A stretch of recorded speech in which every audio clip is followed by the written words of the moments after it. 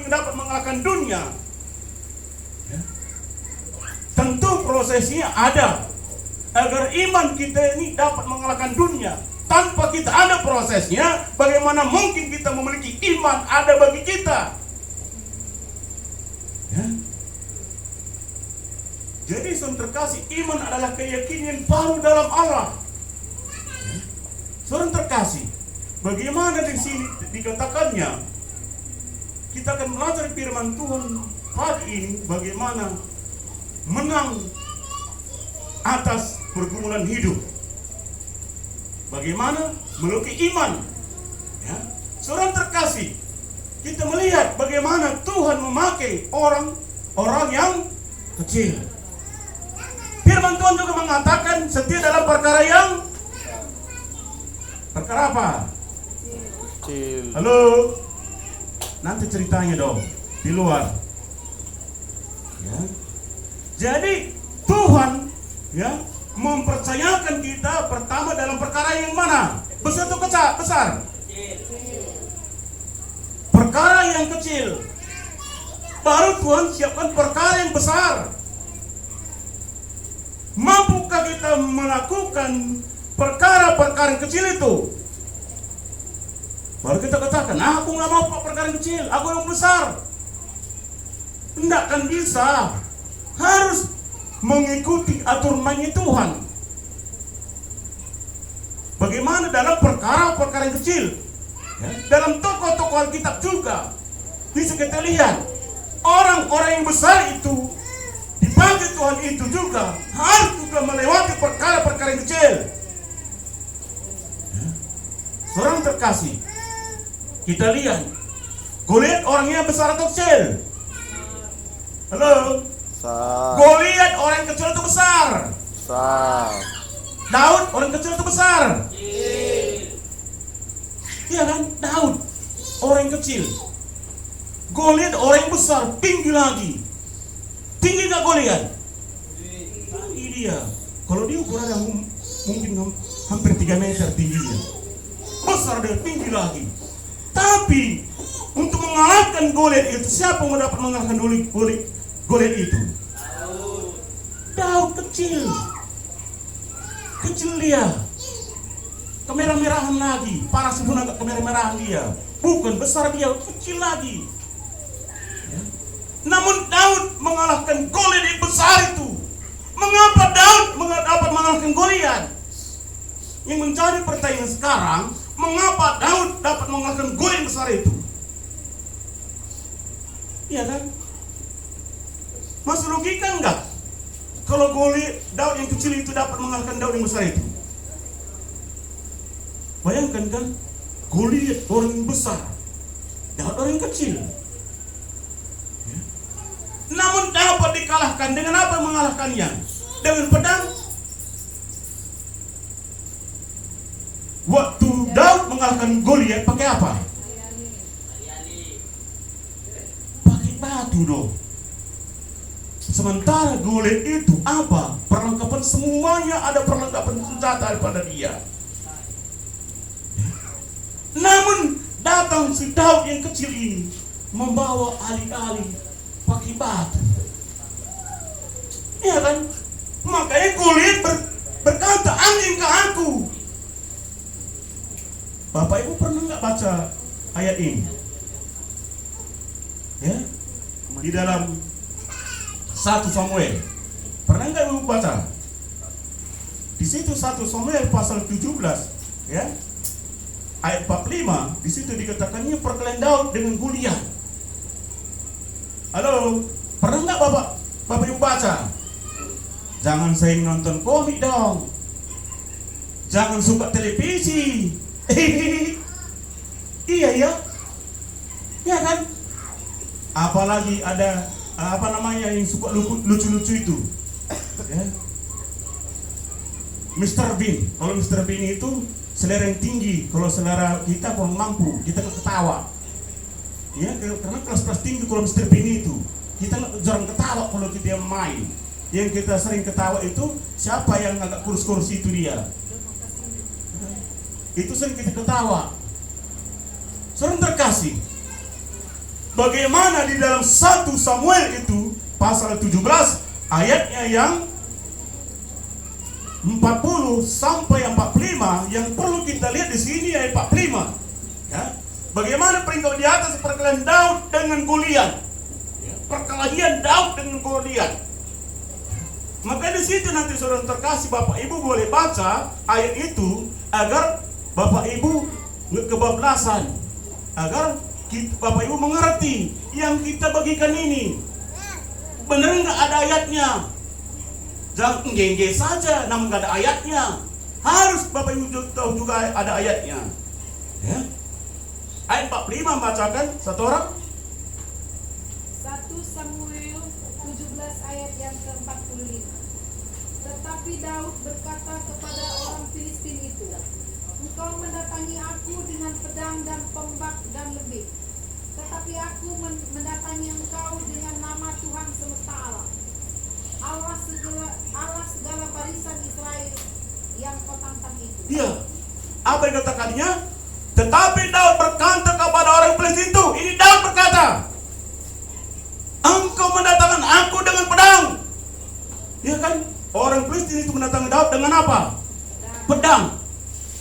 Tetapi Daud mendatangi orang Filistin pakai apa? Alih-alih dan batu. Tapi dalam nama Tuhan.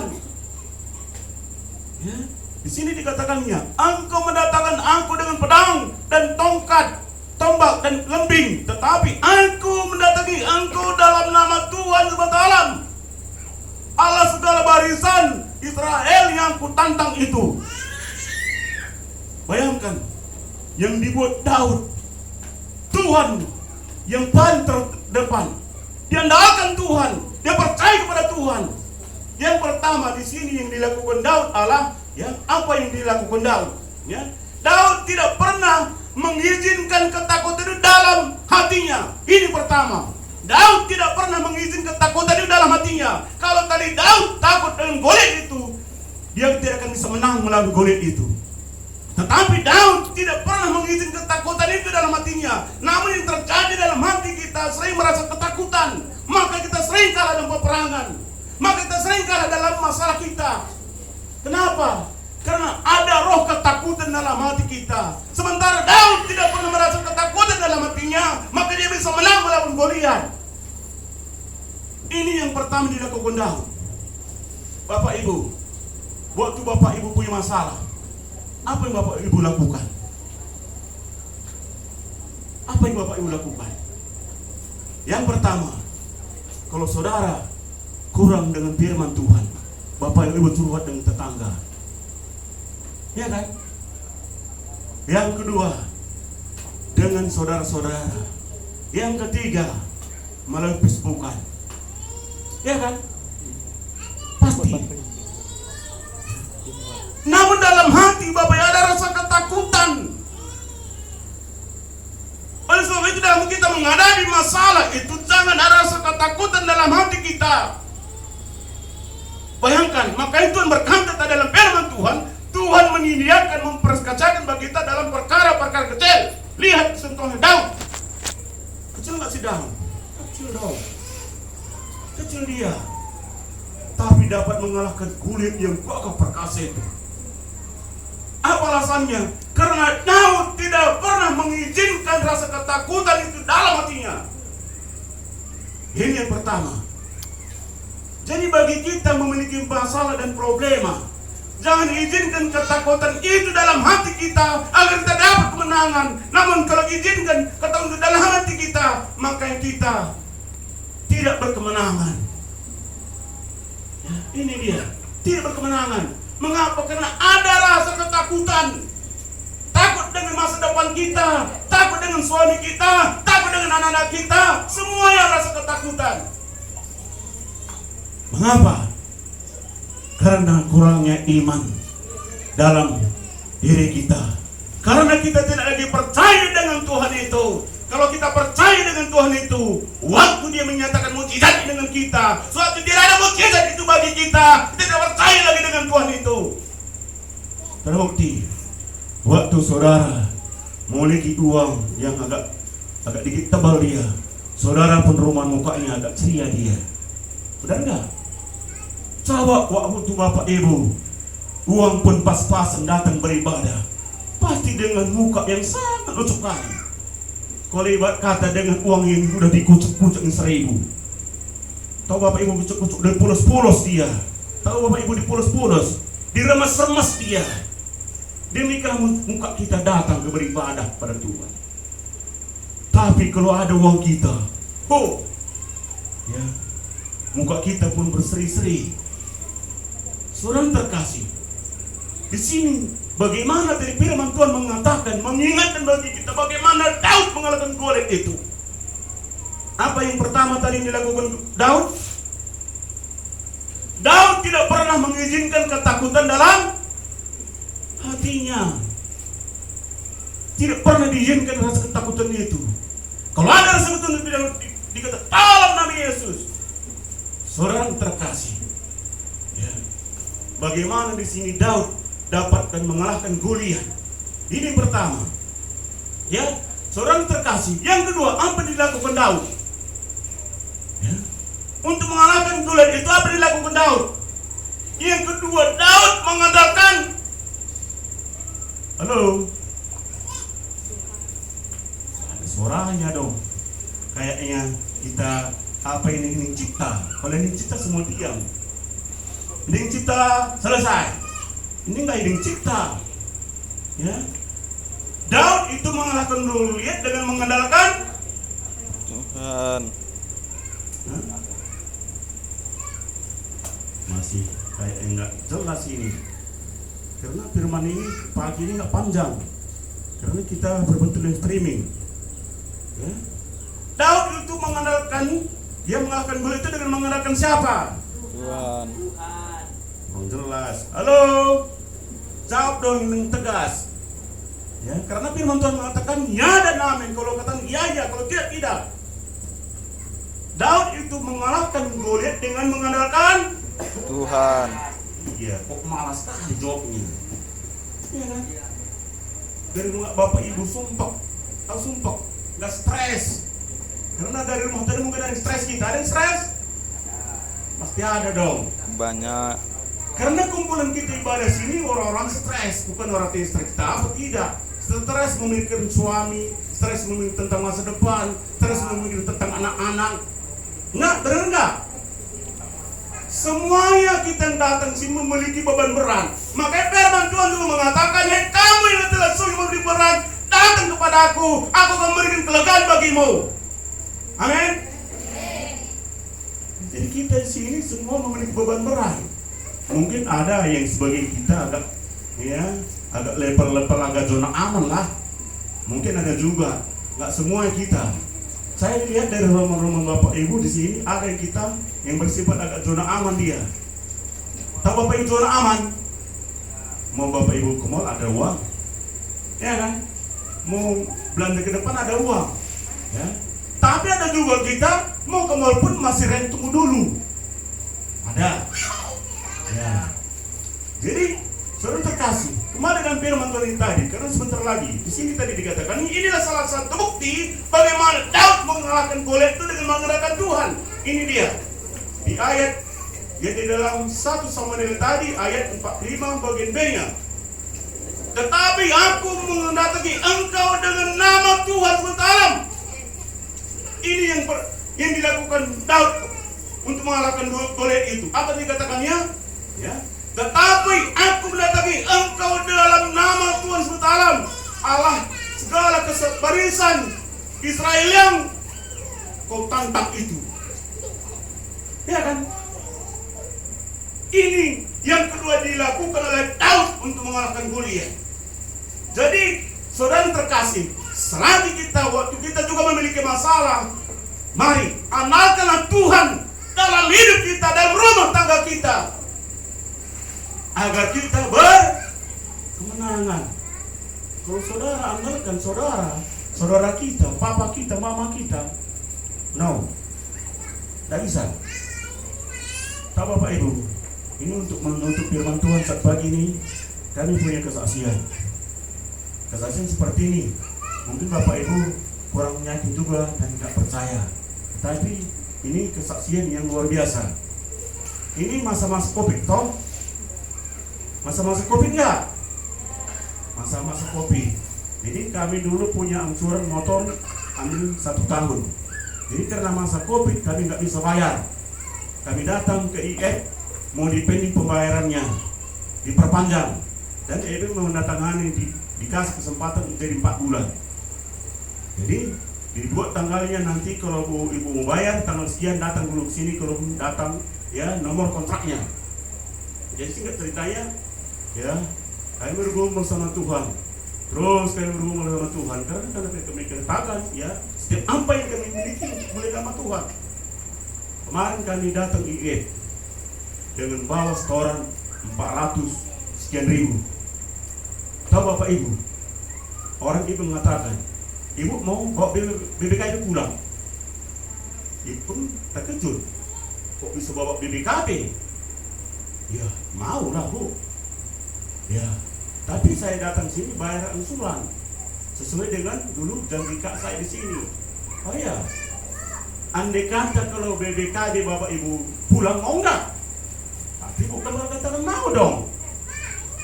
Jadi singkatnya orang ibu mengatakan ibu cukup bayar tunggakannya aja sekitar 293.000 dendanya. Ini BBKB-nya bawa pulang. Seharusnya kami bayar 4 bulan lagi dengan 400 sekian ribu, tetapi mereka perkatakan lunas. Ini bawa BBKB. Luar biasa enggak? Mujizat yang sangat luar biasa. Ya, bayangkan, seharusnya bayar 4 bulan lagi dengan catatan 400 sekian ribu agar sampai 1.700.000. Karena kami bayar 1 bulan 1.700.000 karena ambil motor 1 tahun. Ya, bayangkan saudara terkasih, luar biasa kebajikan Tuhan itu. Kalau kita mau nomor satukan dia di atas segala-galanya. Tapi kalau kami tidak mau nomor satukan Tuhan, mungkin Tuhan tidak izinkan bayar. Jadi bagi Bapak Ibu juga, kalau Bapak Ibu mau melayani Tuhan, percaya kepada Tuhan, bukan pasal percaya saja, tapi lakukan apa yang Tuhan inginkan. Tunggu prosesnya. Ya. Makanya Tuhan memperkatakan dalam menyediakan bagi kita dulu perkara-perkara kecil, baru perkara yang besar. Ya. Setia dalam perkara yang kecil. Mau nggak Bapak Ibu setia dalam perkara kecil? Halo? Mau nggak? Ini kayak nggak mau. Makanya nggak ada jawaban gitu. Kalau Bapak Ibu mau perkara yang kecil, Tuhan sediakan perkara yang besar. Karena kita percaya Bapak-bapak Ibu di tempat Tuhan telah persiapkan untuk menjadi rekan sekerjanya Allah. Sekarang tinggal Bapak Ibu, tinggal proses saja. Kalau mau Bapak Ibu diproses, Bapak Ibu akan dipakai. Namun kalau Bapak Ibu tidak mau diproses, ya, tak tahulah jadi apa kita. Tetapi mari datang pada Tuhan. Proses, katakan bagi Tuhan, ini aku Tuhan. Selidiki di mana lagi itu belum beres. Ya. Firman Tuhan mengatakan, mengingatkan bagi kita agar kita mau melakukan perkara-perkara kecil, setia dalam perkara kecil, dan Tuhan akan berikan perkara yang besar. Katakan ya kiri kanan kita, ikuti saya nanti berkata bagi Bapak Ibu. Ya, apa yang saya ucapkan Bapak Ibu ikuti. Persoalan besar untuk orang besar. Persoalan besar untuk orang besar. Sekali lagi, persoalan besar untuk orang besar. Persoalan besar untuk orang besar. Persoalan kecil untuk orang kecil. Persoalan kecil untuk orang kecil. Katakan kiri kananmu, persoalan besar atau kecil? Lihat dia. Kecil atau besar, Pil? Ya. Mau nggak Bapak Ibu jadi persoalan perkara yang besar? Kecil atau besar? Kecil. Jadi anak-anak seperti anak kita ini kecil terus. Ya kan? Mau nggak Bapak Ibu? Kecil atau besar? Harus besar dong. Dua-duanya. Nggak bisa dua-duanya. Sama seperti istri harus juga satu, nggak bisa dua-dua. Dua Terus serakah dong. Yang lain pun mau kebagian toh, masuk dua-dua pula.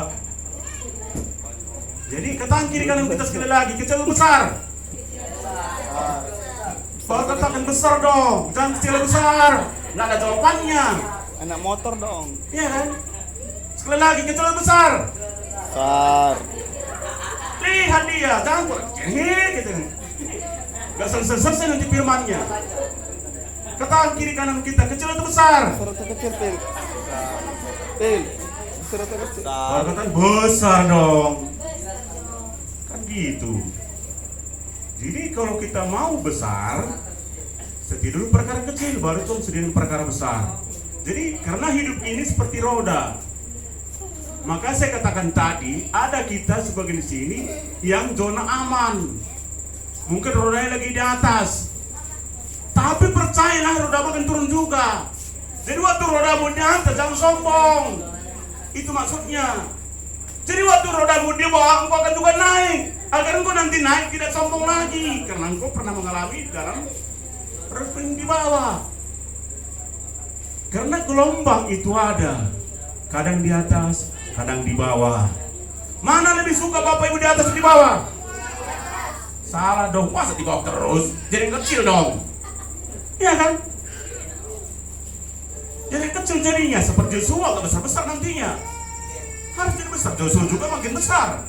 Makanya Joshua semakin besar, Bapak Ibu juga nanti semakin puyeng. Apa puyengnya? Masuk TK aku mak, beli baju baru, sepatu baru. Masuk SD aku mak, beli baju baru. Bayar SPP aku mak, bayar SPP lagi. Kalau saya satu lagi cuma bayar SPP, dua udah selesai. Satu lagi. Ya. Jadi agak sekarang ini memang gak aman juga. Sering juga puyeng mengurus yang tiga-tiga ini. Bangun pagi harus juga dulu keluar otot. Bangun kau, ayo. Ya, padahal lu gede-gede ini. Jadi saudara terkasih, firman Tuhan mengajarkan bagi kita bagaimana agar kita setia dalam perkara yang baru Tuhan persediakan perkara yang besar. Setia dulu dalam perkara kecil. Puji nama Tuhan.